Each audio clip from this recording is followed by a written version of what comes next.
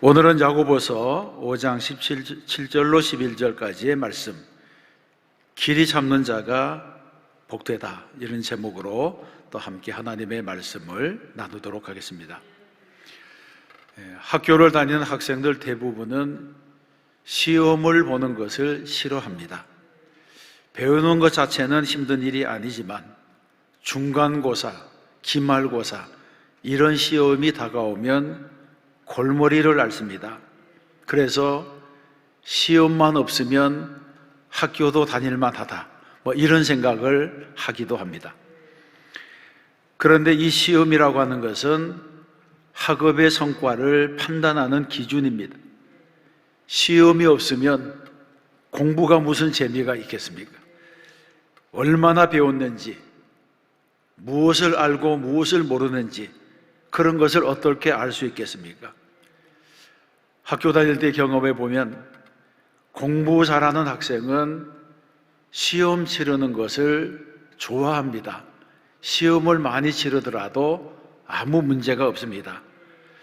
그런데 공부를 제대로 하지 않은 학생은 시험 보는 것을 싫어합니다. 그래서 선생님이 시험 보겠다고 하고도 잊어버리고 지나가면 너무 좋아합니다.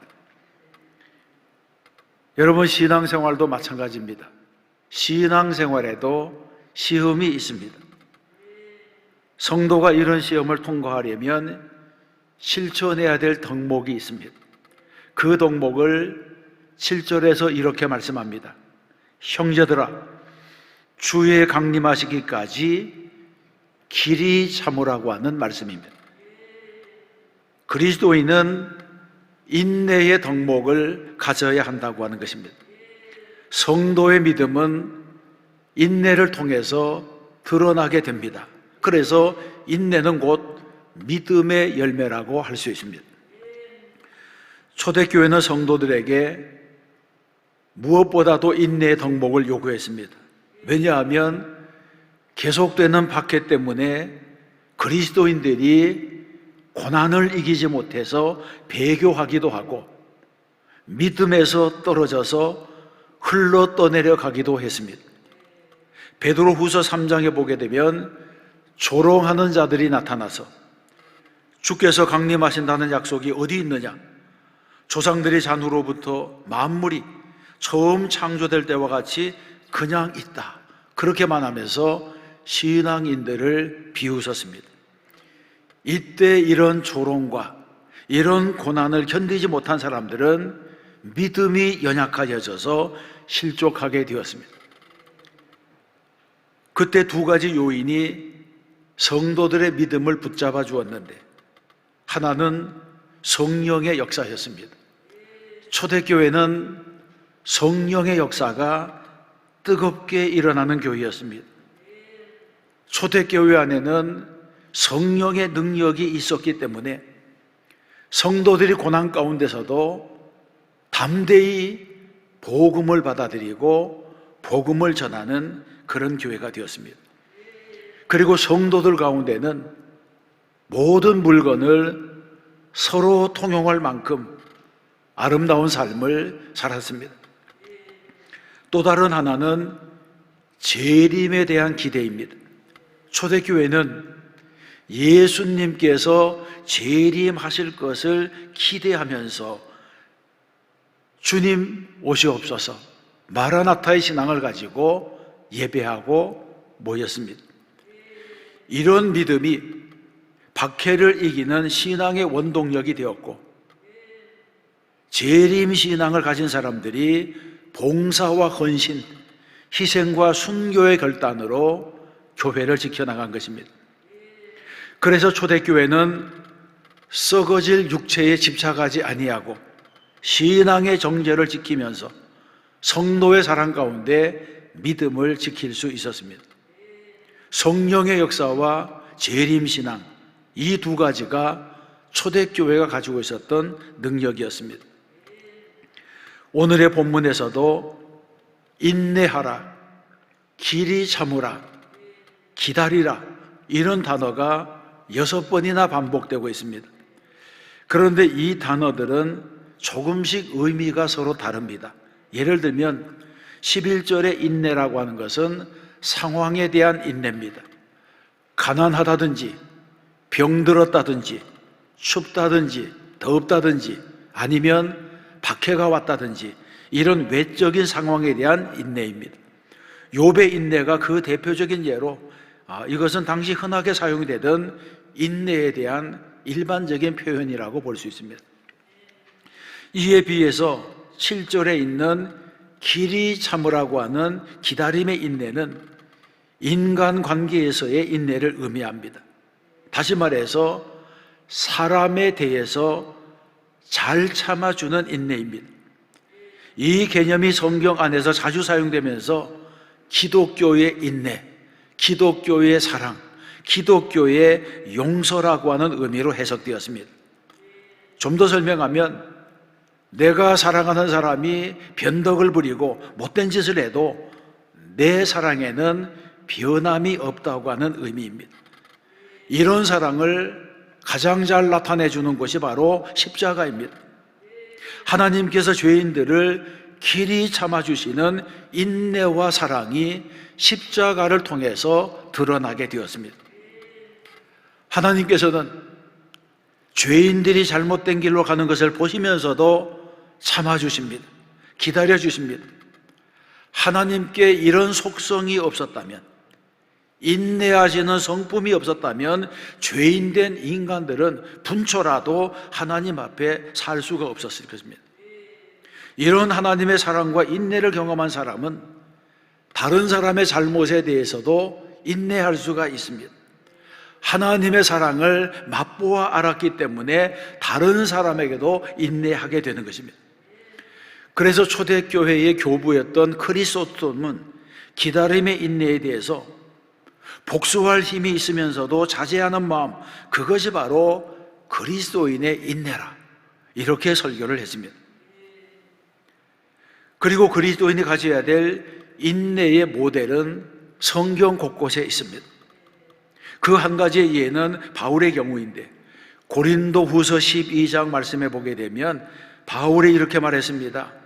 나의 사도가 된 표는, 나의 사도의 표가 된 것은 내가 너희 가운데서 오래 참음과 표적과 기사와 능력을 행한 것이라, 이렇게 말씀합니다. 이 말씀의 배경에는 고린도 교회 교인들 가운데 바울의 사도권을 의심하고 비난하는 사람들이 있었습니다. 고린도 교회는 바울이 세운 교회이고 바울이 목회한 교회이고 고린도 전후서를 남길 만큼 사랑했던 교회입니다. 그럼에도 불구하고 바울의 목회를 무너뜨리려고 하는 사람들이 있어서 그들에게 자신의 사도됨의 증거가 무엇이냐, 모든 불의함을 끝까지 참고 견딘 인내라고 말하고 있습니다. 그래서 갈라디아서 5장에 보게 되면 오직 성령의 열매는 사랑과 희락과 화평과 오래 참음과 자비와 양성과 충성과 온유와 절제니 이와 같은 것은 금지할 법이 없느니라고 했습니다. 성령의 9가지 열매 중에 하나가 오래 참는 인내라고 말씀하고 있습니다. 그래서 성령을 받은 사람이야말로 진정한 인내를 이룰 수 있다고 말씀했습니다. 우리 교회도 소망 가운데 인내하는 교회가 되어야 할 줄로 믿습니다. 여러분, 이 세상에서도 인내하지 않으면 이룰 수가 없는 것들이 많습니다. 신앙생활도 그렇고 사업도 그렇고 인간관계도 오래 참는 사람이 이깁니다. 욥의 승리는 인내의 결과였습니다. 마찬가지로 우리도 영적으로 승리하려면 사역에서, 인간관계에서, 다른 사람의 동역과의 관계에서 인내해야 됩니다. 세상에서는 혼자 잘할 수 있는 일도 있지만 협력하지 않으면 잘할 수 없는 일들이 더 많습니다. 큰 일일수록 협력해야지 성공할 수가 있습니다. 그리고 이 성공은 인내할 때만이 가능한 것입니다. 매사에 인내하며 오래 참는 성도들이 되시기를 바랍니다. 그런 의미에서 본문에 나타난 인내에는 몇 가지 특징이 있습니다. 첫 번째는 종말론적인 인내입니다. 인내할 때 어디까지 인내하면 됩니까? 얼마나 참으면 우리가 칭찬을 받을 수가 있습니까? 이 물음에 대한 대답을 7절에서는 주께서 강림하시기까지 길이 참으라고 말씀했습니다. 또 8절에서는 너희도 길이 참고 마음을 굳건하게 하라. 주의 강림이 가까우니라. 이렇게 말씀하고 9절에서는 보라, 심판자가 문 밖에 서 계시니라고 했습니다. 이 모든 말씀은 인내의 한계가 어디까지냐? 인내의 한계가 주님의 재림에 있다고 하는 말씀입니다. 그래서 주님이 재림하시는 마지막 날까지 주님께서 선악간의 모든 일을 심판해 주시는 그날까지 참는 것이 그리스도인의 인내라고 하는 것입니다. 여러분, 이것은 어려운 이야기이지만 사실입니다. 기독교의 종말론에는 두 가지의 종말이 있습니다. 역사적인 종말과 개인적인 종말입니다.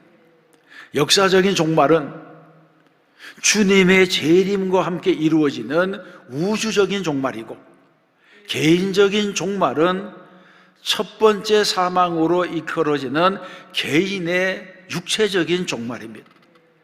그래서 믿음의 인내를 요구할 때에는 언제나 종말론적인 인내를 요구합니다.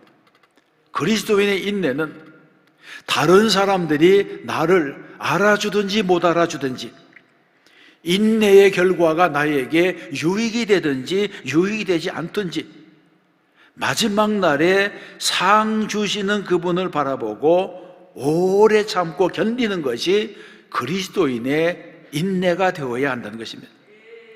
그렇습니다.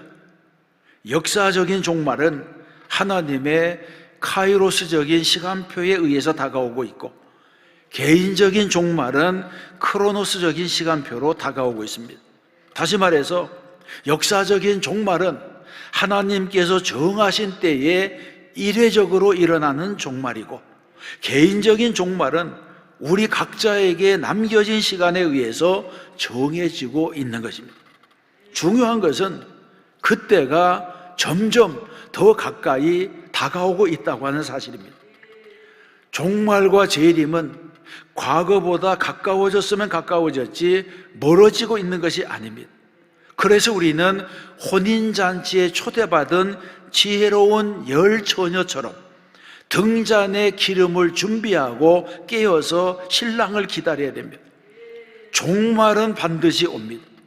성도는 이런 종말론적인 신앙을 가지고 끝까지 기다리며 더욱 인내해야 할 줄로 믿습니다. 두 번째는 소망적인 인내입니다. 소망이 없는 인내는 고역이 됩니다. 고진감래라고 하는 말처럼 고생 끝에 즐거움이 온다, 이 말을 믿고 기다리면 인내가 수월해지게 됩니다. 제가 부목사로 일할 때에 교회가 운영하는 양로원의 지도목사로 4년간 사역한 일이 있습니다. 지도목사가 하는 일은 일주일에 한 번씩 가서 예배를 인도하고, 또 세상을 떠나는 분이 있으면 장례식을 집례하는 두 가지 일이었습니다. 그때 수년 동안 노인들을 만나다 보니까 느끼는 점들이 많았습니다. 그 양로원은 하남시에 소재하고 있기 때문에 대부분의 수용자들이 하남시에 거주하는 무이무탁한 노인들이었습니다. 그리고 일부는 영락교회 교인들 가운데 돌보아줄 가족이 없는 독거 노인들, 이런 분들이 함께 있었습니다. 그래서 200여 명의 노인들이 있는 가운데 예수 믿는 사람보다는 예수 믿지 않는 분들이 훨씬 더 많았습니다. 그런데 당시 양로원이라고 하는 것은 세상의 소망이 다 끊어진 사람들이 가는 곳이었습니다. 실제로 양로원에는 자식도 없고 가족도 없고 죽으면 장례를 치러줄 친척도 없는 무이무탁한 노인들이 모여 있어서 늘 분위기가 무겁고 표정들이 어두웠습니다. 여기는 이제 세상과 이별하는 마지막 장소라, 이런 생각을 가지고 있어서 즐거운 일들이 없었습니다. 오히려 노인들끼리 싸우는 일이 많아서 직원들이 그것을 말리느라고 애를 먹고 고생을 했습니다. 그런데 제가 수년 동안 그것을 드나들면서 지켜보니까 신앙이 있는 사람과 신앙이 없는 사람이 분명하게 구별이 되었습니다. 그래서 표정이 밝고 콧노래를 부르고 화초를 가꾸고 다른 사람과 친밀하게 지내는 사람은 예수를 믿는 사람들이었습니다. 신앙을 가진 분들은 비록 자신의 몸은 양로원에 있지만 여기가 끝이 아니라고 하는 천국의 소망을 가지고 있었기 때문에 하루하루의 삶이 달랐습니다. 오늘 본문에도 보게 되면 보라, 농부가 땅에서 나는 귀한 열매를 바라고 길이 참아 이른 비와 늦은 비를 기다리니 하고 말하면서 농부의 인내를 배우라고 했습니다. 여러분, 농부가 씨를 뿌릴 때에 그 씨가 썩어서 없어질 것이라고 생각하면 씨를 뿌리지 못합니다. 씨를 뿌렸는데 가뭄이 들어서 씨가 말라 죽어버리고 홍수가 나서 논밭이 다 떠내려간다고 생각하면 씨를 뿌리지 못합니다. 씨를 뿌리는 농부는 그 씨가 반드시 살아서 새싹을 낼 것이고, 또 하나님께서 햇볕과 비와 바람을 주셔서 열매를 맺게 하실 것이라고 하는 믿음, 소망을 가지고 씨를 뿌리게 됩니다. 이것이 바로 씨를 뿌리는 농부의 마음인 것입니다. 우리도 인내할 때에 이런 믿음을 가져야 할 줄로 믿습니다. 하나님이 주시는 보상, 하나님이 주시는 상급이 있습니다. 심은 대로 거두는 축복을 하나님께 주신다고 하는 믿음을 가져야 됩니다. 세 번째는 사랑으로 승리하는 인내입니다. 9절에서 말씀하고 있습니다. 형제들아, 서로 원망하지 말라. 그리하여야 심판을 면하리라. 보라, 심판주가 문 밖에서 계시니라. 아멘. 여기에서 보게 되면 원망하지 말라고 했는데, 원망이 무엇입니까? 원망은 무언가를 못마땅하게 여겨서 남의 탓을 하거나 불평을 가지고 미워하는 것이 바로 원망이라고 말합니다. 신앙생활을 할 때에도 서로 원망하게 되면 인내를 이룰 수가 없습니다. 원망하는 마음은 근본적으로 미워하는 마음입니다. 예를 들면 10년이나 참았어요. 10번도 더 참았어요. 이제는 더 이상 참을 수가 없어요. 이렇게 말하면서 원망을 하는 사람이 있습니다. 그러나 여러분, 참으면서 1년, 2년, 10년을 세고 있다고 하는 것, 참으면서 1번, 2번, 3번을 세고 있다고 하는 것은 인내가 아니라 벼르는 것입니다. 원망을 모아두는 것입니다. 나의 인내의 한계를 정해놓고 미움을 쌓아가는 일과도 같습니다. 그래서 본문에서는 인내하면서 원망의 말을 하지 말라고 교훈합니다. 원망이라고 하는 것은 다른 사람에게 책임을 전가할 때 생기는 것인데, 잘 참다가도 원망하는 그 순간 믿음과 인격과 사랑이 다 무너지고 마는 것입니다. 이 사실을 우리는 잊어서는 안 됩니다. 말이라고 하는 것은 너무나 중요합니다. 그래서 탈무드에 보게 되면 선물을 주면서 말을 많이 하면 안 준 것만 못하다, 이런 가르침이 있습니다.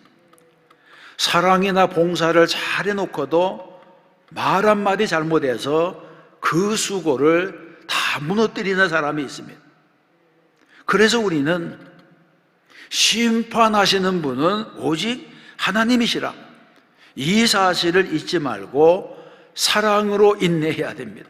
사랑으로 인내하는 사람이 진정한 승리자가 되는 것입니다.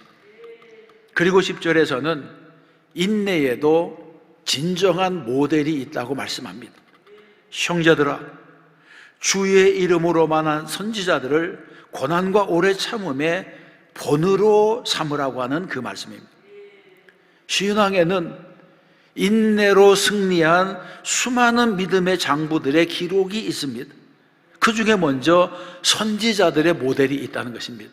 예를 들면 이사야, 예레미야, 에스겔, 다니엘, 호세아, 욥 같은 사람들입니다.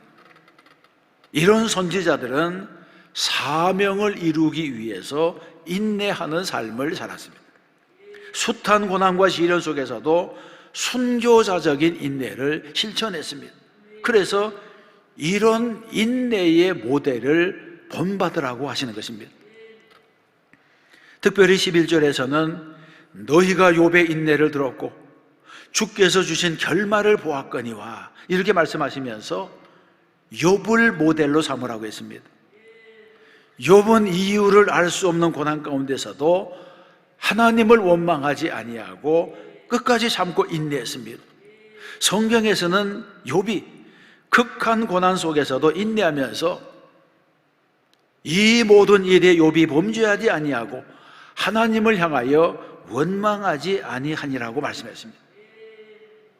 또 7절에서는 농부의 모델을 삼으라고 하시면서 보라, 농부가 땅에서 나는 귀한 열매를 바라고 길이 참아 이른 비와 늦은 비를 기다리니 이렇게 말하면서 우리는 이 세상을 살아가면서 인간이 해야 할 일과 하나님이 하시는 일을 구분할 줄 알아야 되고 땀 흘리며 일하는 가운데 기다림으로써 인내하는 믿음을 가져야 한다고 교훈했습니다. 사랑하는 성도 여러분, 오늘 새해 두 번째 주일입니다. 어떻게 살아야지 금년 한 해를 후회 없는 한 해가 되도록 하겠습니까? 길이 참으라, 기다리라, 이 말씀처럼 인내하는 것이 비결입니다. 공부도 인내하는 사람이 승리합니다. 한자리에 오래 앉아서 인내하는 훈련이 된 사람이 결국은 이기게 되는 것입니다. 인간관계도 원망하지 아니하고 인내하는 사람이 승리합니다. 신앙생활도 고난을 이기고 끝까지 인내하는 사람이 승리합니다. 요셉의 승리, 다니엘의 승리, 욥의 승리, 느헤미야의 승리는 모두 인내를 통해서 얻어졌습니다. 우리는 오늘부터 어떻게 인내하며 살지를 결정해야 됩니다. 인내는 정상을 향해서 가는 과정입니다. 목표가 분명한 사람은 오늘의 인내를 견딜 수가 있습니다. 목표를 이루는 것보다 더 중요한 것은 목표로 가는 과정인데 그 과정 속에 인내가 포함되어 있습니다. 그러므로 쓰디쓴 인내조차도 즐길 수 있는 사람이 결국은 성공의 길로 나아가게 되는 것입니다. 스위스의 정신의학자인 폴 트루니에는 이런 말을 했습니다. 인생에 있어서 가장 큰 비극은 많은 사람들이 살아가는 일에 막연한 준비만 하다가 그들의 생애를 전부 낭비한다는 사실이라, 이런 말을 했습니다. 하나님께서는 홍해 앞에서 부르짖는 이스라엘 백성들을 향해서 여호와께서 모세에게 이르시되 너는 어찌하여 내게 부르짖느냐? 이스라엘 자손에게 명령하여 앞으로 나아가게 하고 지팡이를 들고 손을 바다 위로 내밀어 그것이 갈라지게 하라고 명령했습니다. 그렇습니다.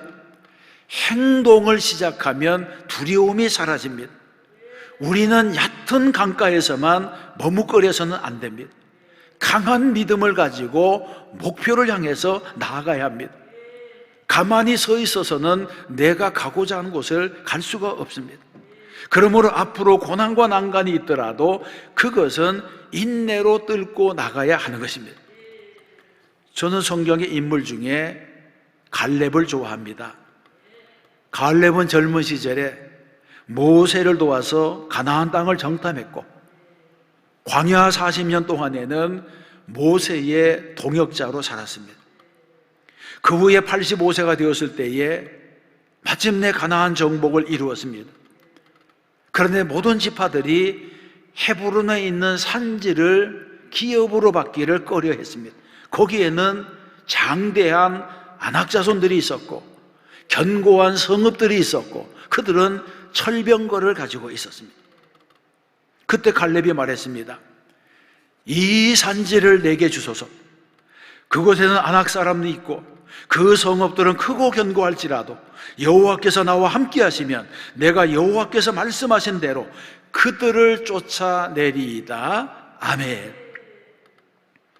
지금까지도 인내하고 도전했지만 한 번 더 인내하며 도전해서 정상에 서겠다고 하는 결단입니다. 이처럼 정상을 정복한 사람들의 특징은 모든 일에 인내할 뿐 아니라 어디 가서라도 앞자리에 앉고 앞장서는 버릇이 있습니다. 그 이유는 앞자리가 비어있기 때문입니다. 정상이 비어 있습니다. 결국 인내의 경주를 쉬지 않는 사람이 성공의 주인공이 되는 것입니다. 우리 모두 2022년도는 승리하는 해, 하나님께 복을 받는 해가 되어야 할 줄로 믿습니다.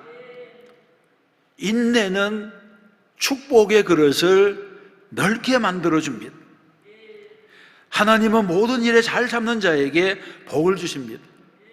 인내의 결과는 아름다움과 하나님이 주시는 은혜입니다.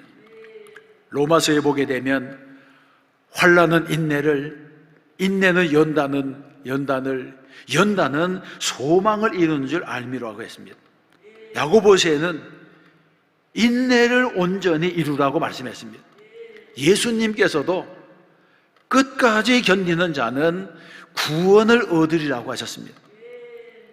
종말의 때가 되면 거짓 선지자들이 일어나고 불경건한 자들이 일어나서 우리를 미혹하고 우리의 믿음을 조롱한다고 했습니다. 그때 끝까지 믿음을 지키는 자, 끝까지 인내하는 자, 끝까지 사랑하고 헌신하는 자가 되어야지 최후의 승리를 얻게 되는 것입니다. 또 한 주가 말씀대로 살고 믿음으로 살아 승리하는 저와 여러분 되시기를 주님의 이름으로 축원합니다.